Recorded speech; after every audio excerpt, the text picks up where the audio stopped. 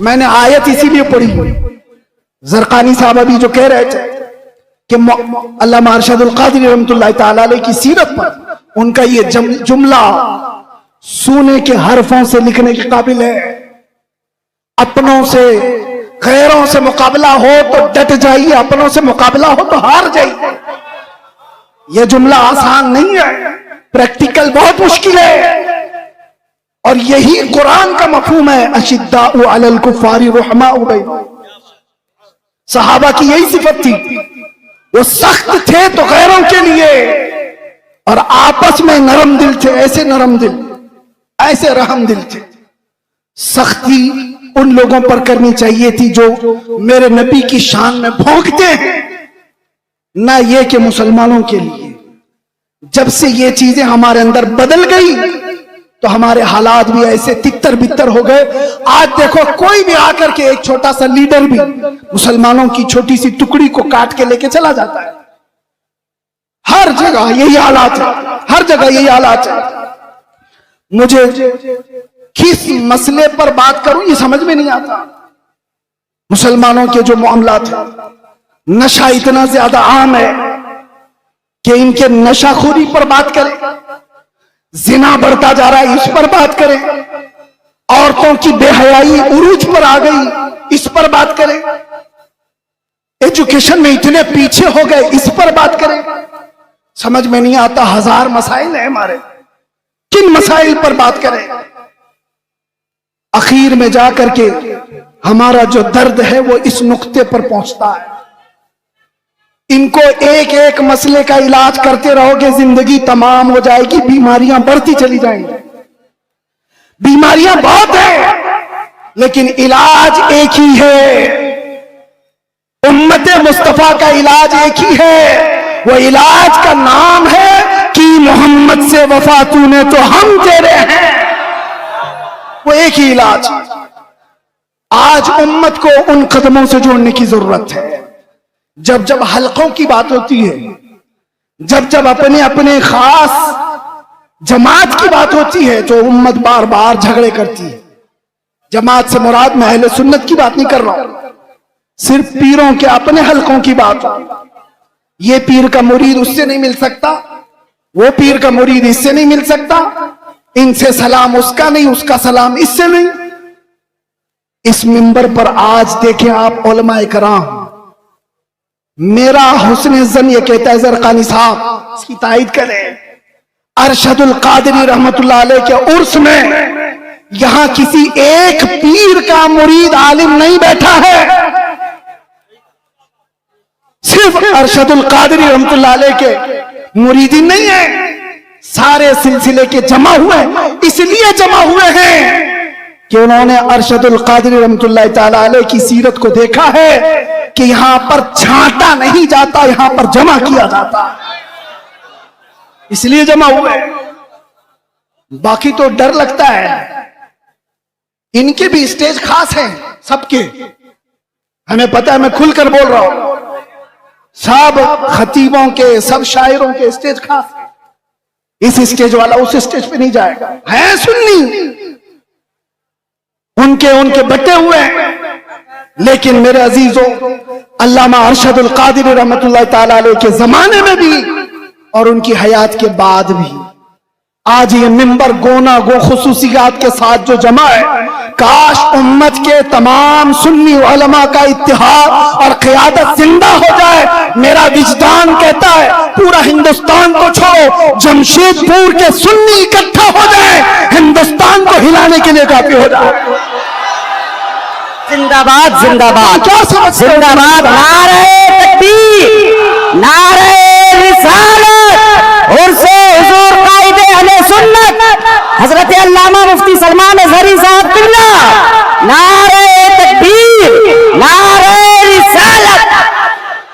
मैंने सुना था मिंबर पर, हो सकता है कि बहुत ज्यादा भीड़ भाड़ की वजह से नज़्म व नस्क़ खराब हुआ हो। ज़रक़ानी साहब यहाँ पर बहुत सारे उसूल रखते हैं, उन उसूलों में ये भी मैं अर्ज किए देता हूं कि जिसका उर्स हो रहा है उसी का नारा लगाए, यहाँ जो खड़ा है उसका नारा ना लगाए। होना ये चाहिए, हमारे मरने के बाद फिर लगाए। यहीं से तो शख्सियत परस्तियां शुरू हो रही। मुझे कम लक़ब दिया, मुझे छोटे नाम से बुलाया, पोस्टर में मेरा नाम वहां चिपकाया है। इन्हीं मामलात में तो है। मैं कितने लोगों को जानता हूं छोटे नाम की वजह से और पोस्टर में इधर उधर हो जाने की वजह से उनकी बरहमी आसमान पर है, और कोई सालों से जेल में सड़ रहा है, एक बार माथे पे शिकन नहीं आई। दर्द अगर तुम्हारी अपनी इज्जतों का है तो तुम्हारी इज्जतें नीलाम हो जाएंगी, और दर्द अगर उम्मत का है हर दिन तुम्हारी इज्जत बढ़ाई जाएगी, हर दिन इज्जत बढ़ाई जाएगी। इसीलिए मेरे अजीजों, आज बात करते हैं नामों से रिसालत के उस अहम मसले पर। अल्लामा अरशदुल क़ादिरी रहमतुल्लाह तआला अलैह की जिंदगी उसके लिए शाहिद अदल है। आपके मुतालिक सबको मालूम होगा, सबको मालूम है अल्लामा अरशदुल क़ादिरी बहुत बड़े मुनाजिर थे। मुनाजिर का मतलब भी आपकी जनरेशन समझना मुश्किल है। डिबेट में ऐसे माहिर थे कि सामने वाले को चित कर देते। लेकिन ये मुनाजरे किसके लिए होते थे? घूम फिर करके आप हिस्ट्री निकालेंगे, अल्लामा अरशदुल क़ादिरी के सारे मुनाजरे इस बात पर थे कि कहीं से अगर थोड़ी सी बदबू भी आई कि मेरे नबी की शान में गुस्ताखी हो रही है, अज़मत रिसालत पर पहरा देना है, नामों से रिसालत की हिफाजत है। मुनाजरे इसलिए नहीं होते कि चमक जाएं, मुनाजरे इसलिए नहीं होते कि अपने नाम रोशन कर लें, मुनाजरे अज़मत रिसालत के दिफा के लिए हुआ करते थे, और वह हक अदा किया अल्लामा अरशदुल क़ादिरी रहमतुल्लाह अलैह। हक है। मैं जामिया अशरफिया मुबारकपुर में जब पढ़ने के जमाने में था, मैंने सुना था अपने एक उस्ताद से कि हुजूर हाफिज मिल्लत के साथ अल्लामा सफर पर थे। अल्लामा अरशदुल क़ादिरी एक छोटी सी किताब हुजूर हाफिज मिल्लत लेकर चल रहे थे, और लखनऊ का शायद सफर था, और रास्ते में अल्लामा अरशदुल क़ादिरी रहमतुल्लाह अलैह उसको पढ़ते रहे, उसके बाद रखे। बाद में पहुंचने के बाद जिस साहब के घर पर मेहमान थे, हुजूर हाफिज मिल्लत भी वहां गए। पूछा कि मौलाना अरशदुल क़ादिरी किताब कहां है, वो जो साथ लेकर चले थे? कहा हुजूर मैं तो लेना भूल गया, छूट गई, ट्रेन चली गई। हुजूर हाफिज मिल्लत को वो किताब की ज्यादा जरूरत थी, बहुत शदीद जरूरत थी। आप नाराज हो गए, कहा इतनी भी किताब का आप ख्याल नहीं कर पाए, साथ में सफर। कहा कि हुजूर थोड़ा सा वक्त दे दे, थोड़ा सा वक्त दे दे, किताब के मुतालिक कुछ ना कुछ करूं। फरमाया कि जो किताब उन्होंने ट्रेन में बैठकर मुताला किया था, पूरी किताब लिख करके हुजूर हाफिज मिल्लत को दे दी।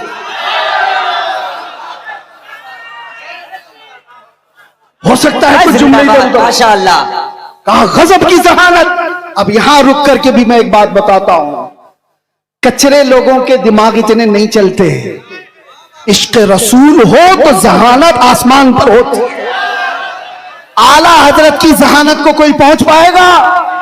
आला हजरत का दिमाग जो चलता था, 100 साल पहले लिखी हुई किताबें आज के लोग ऐनक लगा लगा कर नहीं पढ़ पाते। आला हजरत की जहानत किस बुनियाद पर थी? आला हजरत का भी दिमाग जो अर्शे औला तक पहुंचा था, वो इश्क रसूल की बुनियाद पर। जहां इश्क रसूल होगा वहां जहानत भी होगी, और जहां इश्क रसूल निकल जाता है तो फिर उसकी जहानत भी गटर में चली जाती। वो कभी क्या करता है पता नहीं चलता। अल्लामा अरशदुल क़ादिरी रहमतुल्लाह तआला अलैह को अल्लाह ताला ने गजब की जहानत दी थी, हाफिजा मजबूत था। और जितने मुहद्दिसीन की आप तारीख पढ़ेंगे, उनका हाफिजा अगर मजबूत था तो इश्क रसूल की बुनियाद, इश्क रसूल की बुनियाद। इसलिए ऐ नौजवानों, आज कुछ हासिल करना है तो कुछ मुसीबतें तो हैं हमारे पास। मिसाल के तौर पर मैं बताऊं, कुछ भी कहने जाएं तो नौजवान कहते हैं हमसे हमारे उलमा सपोर्ट नहीं करते, हमारे उलमा सपोर्ट नहीं करते, हमारे अंदर जोश है, जज्बा है, उलमा चुप बिठा देते हैं। हम पढ़ना चाहते हैं, कारी साहब हमारा साथ नहीं देते, बहुत सारे मसाइल। लेकिन तुम क्या ये उज्र भी कयामत के दिन पेश कर सकते हो? मुझे बताओ, क्या तुम्हें अपने घर में तन्हा बैठ करके भी अपने नबी से कसरत से मोहब्बत करने के लिए भी कोई रोकता था? आज के इस दौर में कोई रोकता है तुम्हें? कयामत के दिन क्या उज्र पेश करोगे? छोड़ो इनके मामलात। उलमा नहीं सपोर्ट करते, कायदीन नहीं आते। ये तो अवाम की बातें तो छोड़े, सोशल मीडिया पर जो नौजवान उलमा की तहरीरें भरमार पड़ी रहती है, वो पता नहीं किसको किसको कोस रहे होते हैं। कई मर्तबा मेरे पास आई तहरीरें, कहा कि हजरत वो लोग खामोश हैं, ये लोग खामोश हैं, कुछ नहीं बोलते, सब खानकाएं। मैं उनसे यही कहता हूं, उनकी तरफ देखने की ड्यूटी आपको लगाई किसने? वो खामोश है तो अल्लाह ने आपको मौका दिया, आप मैदान में आओ, आप बड़े बन जाओ। मैदान बड़ों ने आपको खाली करके दिया, आप बड़े बन जाओ। हम जैसे छोटों को पूछता कौन था? हमारी हैसियत क्या है? हमसे हमारे बाप के बराबर भी बड़े बड़े उलमा हैं, अभी भी मौजूद है, उनसे भी बड़े मौजूद है। मेरे अजीजों, एक दर्द लेकर के मैदान में क्या उतरा? मैंने एक बार ही मुस्तफा करीम सल्लल्लाहु अलैहि वसल्लम की नामूस के मुतालिक अपने जज्बात का इजहार किया था और फिर उसका असर देखा। 50 लोगों में बैठकर की हुई बात थी, रब्बे जुल जलाल ने पूरी दुनिया के चप्पे चप्पे में पहुंचाया। आज हमें हर एक की नजर के सामने बिठाया। सबके सामने हमारी जो इज्जतें हैं वो इसलिए नहीं है कि मैं बहुत बड़ा तुर्रम खा हूं, बहुत बड़े बादशाह का बेटा हूं या कोई सियासी नेता हूं। ये जो कुछ भी इज्जतें मिली हैं, ये कदमे मुस्तफा की बरकत है। जब तक बिके न थे तो कोई पूछता न था, या रसूल अल्लाह तुमने खरीद कर हमें अनमोल कर दिया। आज दुनिया में ये मकाम देखा है, जो एक बार मुस्तफा की इज्जत की बात करता है, मौला दिल दिल में उसको बिठा रखता है। और फिर सोचो, जो अपनी जिंदगी हुजूर की मोहब्बत में फना कर देता है, तब जाकर के बरेली का इमाम अहमद रजा बनता है। बेशक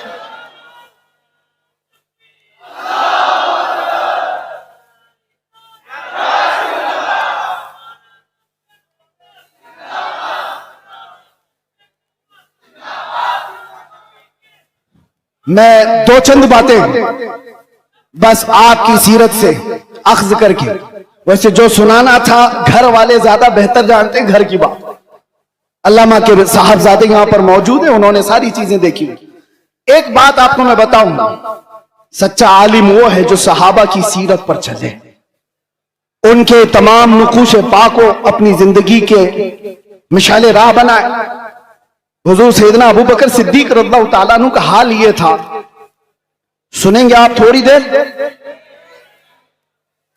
आप जब खलीफा बने, दिन रात काम इतने थे और घर में जो तनख्वाह आती थी, बैतुल माल से आपके घर में तनख्वाह आ रही थी। ये पहली मर्तबा सारे सहाबा ने बैठ करके फैसला किया कि खलीफतुल मुस्लिमीन को कुछ तनख्वाह मुकर्रर कर दी जाए ताकि वो खिलाफत के कामों को खुशी से अंजाम दे सके। तनख्वाह आती थी। एक दिन ऐसा हुआ कि उनकी बीवी ने कहा, सिद्दीक अकबर की बीवी कहती है, कभी तो कुछ तर ग़िज़ा खा लीजिए, कभी कुछ तर ग़िज़ा खा लीजिए, खजूर खा ले, कभी शहद खा ले। हजरत अबू बकर सिद्दीक फरमाते हैं, मेरी बेगम इतने पैसे हैं कहां मेरे पास कि मैं शहद खरीद लूं, मैं घी खरीद करके लाऊं।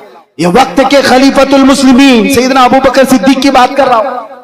बीवी ने कहा, आप मत घबराएं, मैंने जमा करके रखे हैं, मेरे पास है, मैं ला करके देती हूं।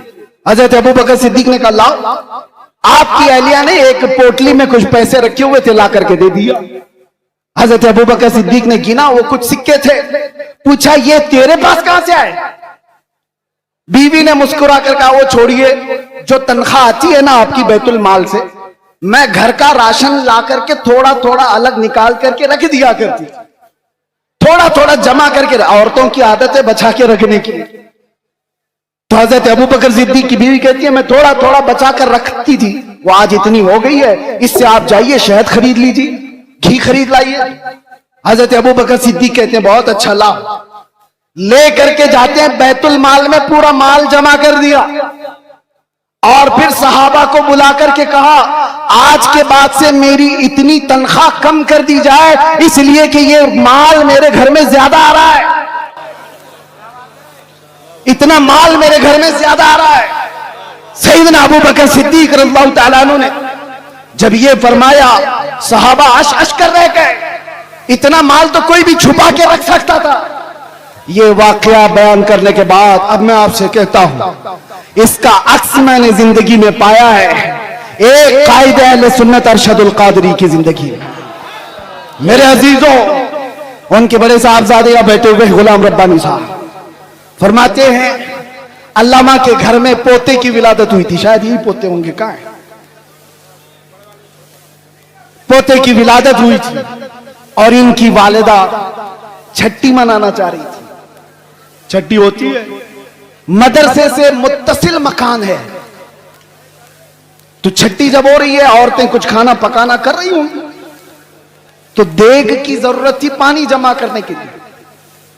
तो इनकी वालिदा मोहतरमा अल्लामा की अहलिया मदरसे के मतबख से वो देग मंगवाई सेक्रेटरी से या किसी से बोलकर कि आज हमारे घर में कुछ फंक्शन है, उसमें पानी जमा करना है, या जो भी मंगवा करके अपने घर में रखा और पानी भरा। पानी आता भी नहीं था, जैसे वो बताते।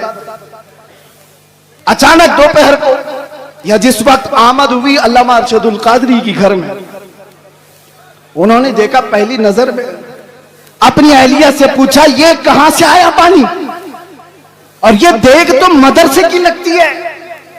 अहलिया ने कहा, हां, घर में आज छठी है, पोते की विलादत हुई, मैंने मंगवा लिया। आपने ठोकर से पूरा पानी इधर गिरा दिया और कहा, फौरन के फौरन ले जाकर के मदरसे में जमा करो, और जितनी देर इसका इस्तेमाल किए उतनी देर की रसीद काट करके मदरसे में जमा करो,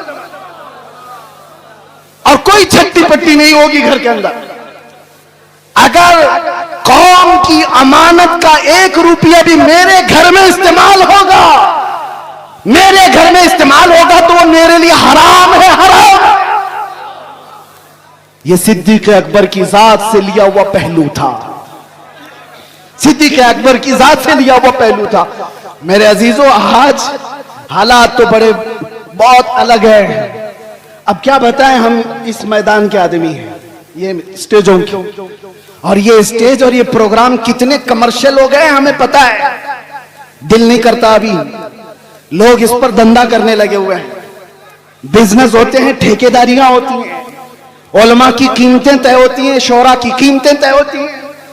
1 घंटा बयान करने का वो इतना लेगा, 1 नात पढ़ने का वो इतना लेगा, सारा कमर्शियल हो गया। और वो एक अरशदुल कादरी है, एक अरशदुल कादरी, कई दिन उनके घर में फाके चलते रहे। खुददारी ऐसी थी कि कभी घर की बात बाहर नहीं बताई, बाहर नहीं बताई, खुददारी ऐसी थी। और आप बताओ, मौलाना लोगों कोई भी हो, इंग्लैंड जाना, अमेरिका जाना, इनके सबके ख्वाब होते हैं। कौन नहीं जाना चाहता? अमेरिका चले जाएं, इंग्लैंड चले जाएं, यूरोप चले जाएं। और अल्लामा को उस जमाने में इंग्लैंड, अमेरिका, सारी दुनिया पर जाने के बहुत मौके फराहम हुए, एक बार नहीं कई बार। और उस वक्त मुझे बताओ, इंग्लैंड में, अमेरिका में या यूरोप में कोई एक बंदा ऐसा मिले जो ये कहे हमने अरशदुल कादरी की जेब भर दी थी? नहीं।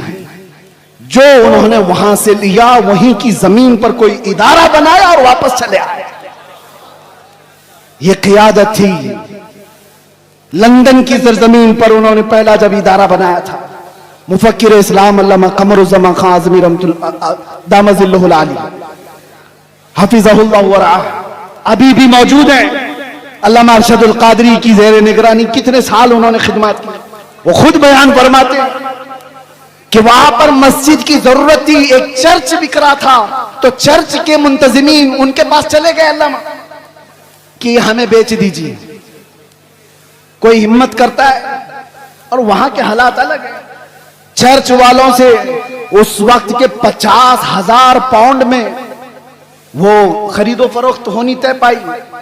आपने बड़ी मसलहत के साथ उससे बातचीत करके 40,000 पे राजी किया। चर्च खरीदने की बात की कि मस्जिद बनेगी ये।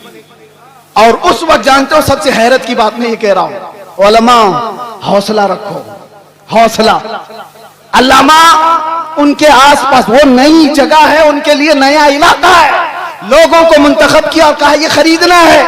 और जो टोकन देना होता है शुरू में, आप क्या कहते हैं उसको, एडवांस देने के लिए उस वक्त अल्लामा साहब के पास जो पैसे थे वो सिर्फ 500 पाउंड थे और 40,000 पाउंड की खरीदारी करके आए। किसके भरोसे? उस अरशदुल कादरी का तवक्कुल भी वैसा ही था जैसा गरीब नवाज हिंदुस्तान आते वक्त तवक्कुल लेकर के आए। कदम रखना हमारा काम है, मैदान बनाना मेरे मौला की शान। कदम रखा और आज एक नहीं, दो नहीं, दसियों मसाजिद और इदारे इंग्लैंड की सरजमीन पर कायम है।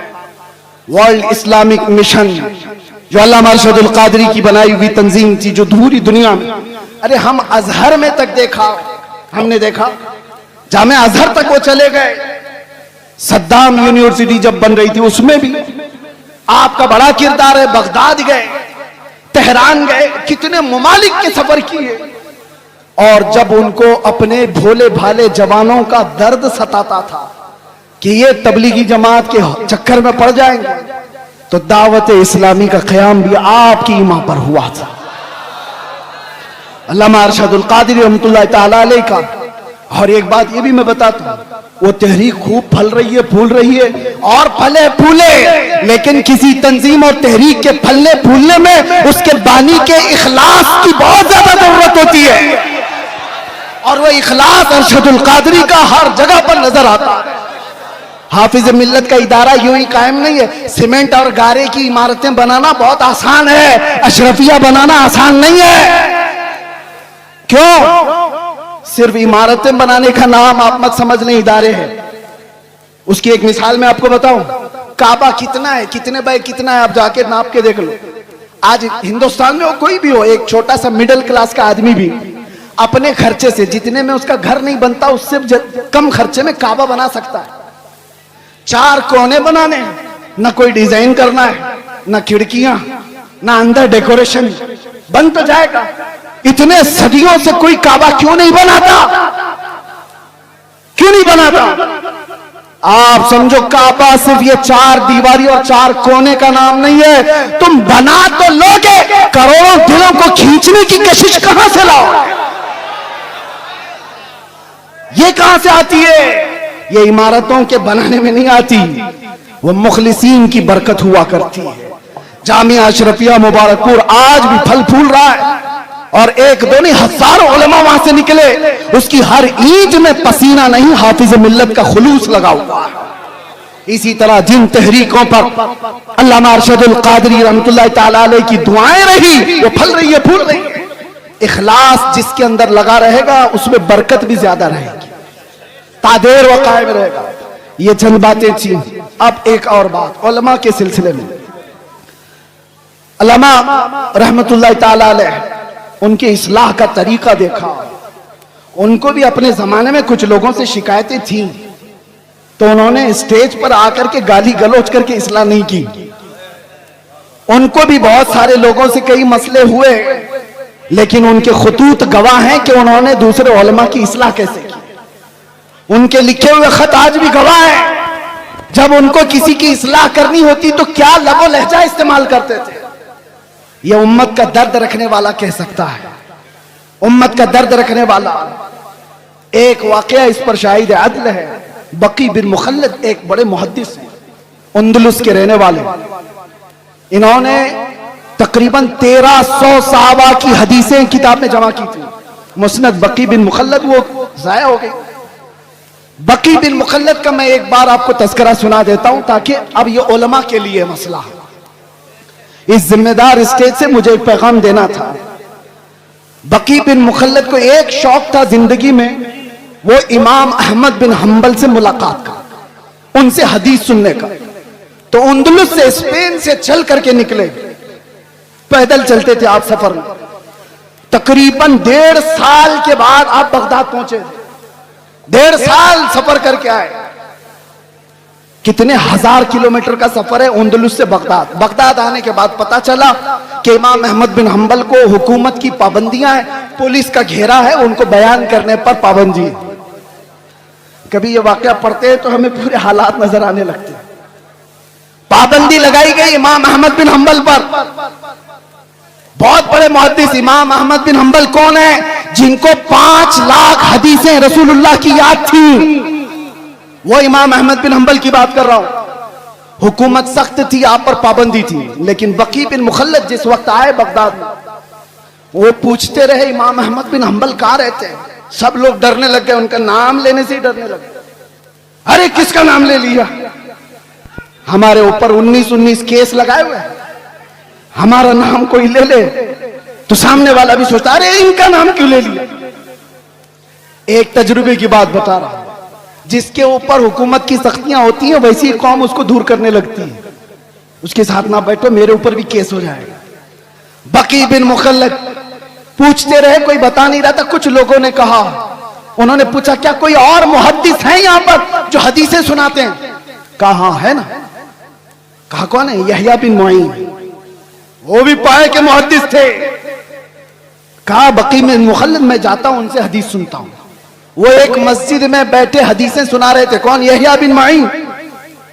और जब हदीसें बयान करने के बाद उन्होंने सवालात पूछने के लिए मौका दिया, तो बकी बिन मुखल्लद ये खुद आगे बढ़ते हैं, कान में जाके पूछते हैं। तवज्जो, अब जो मेरे बयान करने का मकसद है, कान में जाकर यहया बिन मुईन से पूछते हैं, क्या आप इमाम अहमद बिन हंबल को जानते हैं? क्योंकि सब लोग डर रहे थे उनका नाम लेते ही। हुकूमत की सख्ती है, पाबंदी है, अहमद बिन हंबल के घर के अतराफ पहरा लगा हुआ है, कोई नाम भी नहीं लेता था। तो बकी बिन मुखल्लद ने कान में जाकर पूछा यहया बिन मुईन से, क्या अहमद बिन हंबल को आप जानते हैं यहां इलाके में? आप जलाल में आ गए। वो ऐसा जलाल नहीं कि मेरे बराबर के आदमी के बारे में मुझसे क्यों पूछा, नहीं। कहा इधर आओ, कहां से आए हो? कहा अंदलुस से चल के आया हूं। कहा जो बात तुम पूछ रहे हो वो कान में पूछने की नहीं, मजमे आम में पूछो। अहमद बिन हंबल के बारे में कान में मत पूछो, पूरे मजमे में पूछो। कहा पूछो। उन्होंने बुलंद आवाज से पूछा, इमाम अहमद बिन हंबल के बारे में जानते हैं? यहया बिन मुईन ने कहा बरजस्ता, हां मैं जानता हूं, इस वक्त वो रूए जमीन के सबसे अफजल तरीन आलिम है और मुझे उनकी फजीलत बयान करने में कोई दिक्कत नहीं है। ये कौन फरमाते? यहया बिन मुईन। और उसके बाद बकी बिन मुखल्लद पूछते हैं, क्या आप इजाजत देते हैं कि मैं उनसे जाकर हदीस सुनूं? एक खुद मुहद्दिस हैं, वो उनसे पूछ रहे हैं, मौलाना साहब आपसे आकर के कोई पूछे, मैं आपसे नहीं पढ़ना चाहता हूं, दूसरे मौलाना से पढ़ना चाहता हूं। भगा देगा, मुझे क्या समझ रखा है, मुझे कमतर समझा है। यहया बिन मुईन कहते हैं तुमने बेहतरीन फैसला किया है, मुझे भी वक्त मिले तो मैं अहमद बिन हंबल से हदीस सुनूं। यह है वक्त के मुआसिर उलमा के दरमियान मोहब्बत और एक दूसरे का एहसास। उसके बाद यहया बिन मुईन के दरबार से वो निकले। बकी बिन मुखल्लद पूछते हैं अहमद बिन हंबल कहाँ है? कहा उनके घर पर पुलिस का पहरा है। कैसे जाएंगे? दिखाए रास्ता। जब गए दरवाजे पर दस्तक दिया, इमाम अहमद बिन हंबल बाहर आए, जल्दी से अपना बता दिया, मैं इतने 1000 किलोमीटर का सफर करके आया हूं, आपसे कुछ हदीसें सुनने आया हूं। इमाम अहमद बिन हंबल ने कहा आज तो तू आ गया, कल तुझे पुलिस आने नहीं देगी। कहा उसका रास्ता मैंने बना लिया है। क्या बनाया? कहा रोजाना मैं एक कटोरी लेकर के आऊंगा भीख मांगने के लिए, दरवाजे पर दस्तक दूंगा, आप थोड़ी रोटी मेरे कटोरे में डाल देना और 4 हदीसें भी सुना देना। इमाम अहमद बिन हंबल की बारगाह में बकी बिन मुखल्लद कई महीनों तक इस तरह हदीसें सुनते रहे। इस वाक़े को बयान करने का मतलब ये है मेरे अजीजों, एक तरफ वो यहया बिन मुईन है, एक तरफ इमाम अहमद बिन हंबल, एक तरफ बकी बिन मुखल्लद। हदीसों में ये सब बड़े बड़े मुहद्दिस हैं। कोई किसी के अंदर ये एहसास नहीं है कि मैं इससे छोटा हो जाऊंगा, उससे बड़ा हो जाऊंगा। बकी बिन मुखल्लद चल करके हदीस सीखने आ रहे हैं। यहया बिन मुईन खुद बता रहे हैं कि जाओ इमाम अहमद बिन हंबल के पास। ये शान हमने देखी है सरकार मुफ्ती आजम हिंद में भी, ये शान हमने देखी है हुजूर हाफिज मिल्लत में भी, ये शान हमने देखी है अल्लामा अरशदुल कादरी की हयात। आज अगर नफसानियत से बाहर निकल आए तो आप में से कोई पीर साहब अगर ये कह दें तो बड़ी बात है आज के जमाने में कि चाहे हमसे अफजल पीर हुआ है उनसे बैत कर लो। बहुत मुश्किल है। बहरहाल ये सब मसाइल छोड़ दे नौजवानों, तुम्हारे लिए सिर्फ एक बात है, आज जिस तरह ये खाली खाली नजर आ रहे हैं, उलमा के अपने मसाइल है, माशी मसाइल, हुकूमत की सख्तियां, और हम तो ठहरे ऐसी पागल कि आज पकड़े फिर कल पकड़े, पता नहीं क्या क्या हालात हो। लेकिन इन हालात में अल्लाह ताला तुम्हें तन्हा कभी नहीं छोड़ेगा। ये उम्मत मुस्तफा को सुबह क़यामत तक रहना है, सुबह क़यामत तक ये आबाद रहेगी। टेंशन इस्लाम के खत्म होने का नहीं है। आपको डर ये नहीं पालना है कि कुरान खत्म हो जाएगा, इस्लाम खत्म हो जाएगा, कभी नहीं खत्म होगा। टेंशन इसका लेना है कि तुम्हारे अपने ईमान का क्या होगा। इस्लाम का कुछ नहीं होगा, कुरान का कुछ नहीं होगा, अल्लाह उनका मुहाफिज है। तुम्हारे अपने ईमान का क्या होगा। ये बहते हुए सैलाब में चले जाओगे या जोरदार आंधियों में तुम अपना ईमान बेच दोगे। आज के हालात इस बात का सवाल करते हैं नौजवानों, तुम अपना ईमान इतना कमजोर ना कर लो कि तुम्हें वक्त की दौलतमंद खरीद ले, तुम्हें कोई डर खरीद ले, तुम्हें कोई डरा धमका करके ईमान से दूर कर दे। इतना कमजोर ईमान मत पालो। अब हमारे पास कायदीन बार बार नहीं आएंगे, वाज़ो नसीहत करने वाले भी नहीं आएंगे। हो सकता है मदरसे आगे चल करके मुश्किलात का सामना करें। ये मिंबर की भी इज्जतें दांव पर लगी हुई हैं। आज ये सजा है, कल क्या पता। अल्लाह सदा कायम रखे, शाद रखे, आबाद रखे। लेकिन बातिल कुव्वतन की नजरें इस पर है। इसलिए मैं आपसे कहता हूं, एक चीज है जो 100 साल पहले हमें इमाम अहमद रजा फाजिल बरेलवी दे करके गए थे और ये सुना कर गए थे, जिसके पास ये होगा उसे फिक्र नहीं होगी, डर नहीं होगा। आप सबको ईमान पे मरने की फिक्र है या नहीं? सबको ईमान पे, इस्लाम पे दुनिया से जाना है कि नहीं जाना है? लेकिन कैसे जाओगे? बड़े बड़े डरते हैं इस बात पर कि आखिरी वक्त कैसा आएगा। लेकिन आला हजरत बरेलवी वाले कहते हैं, एक बात याद रख लो, तुम्हारे लिए पक्का है कि इस्लाम के साथ जाओगे। वो क्या है? उन्हें जाना, उन्हें माना, न रखा गैर से काम, लिल्लाहिल हम्द में दुनिया से मुसलमान गया। लब्बैक या रसूल अल्लाह, लब्बैक या रसूल अल्लाह।